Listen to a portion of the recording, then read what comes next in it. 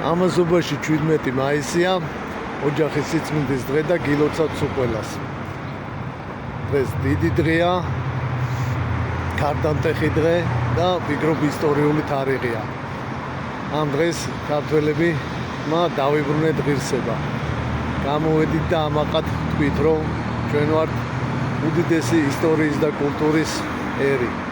უძველესი მართლმადიდებელი ქვეყანა და არავის არ შეუძლია ჩვენ თითისკნევით გველაპარაკოს, ჭკუა დაგვარიგოს და თავისი ცხოვრების წესი მოგვახვიოს.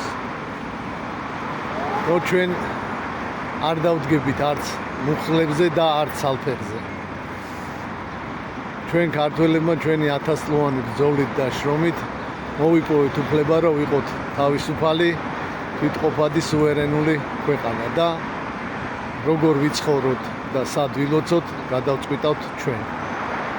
გილოცავთ სულ ყველას, მერტე იყოს ჩვენი მფარველი.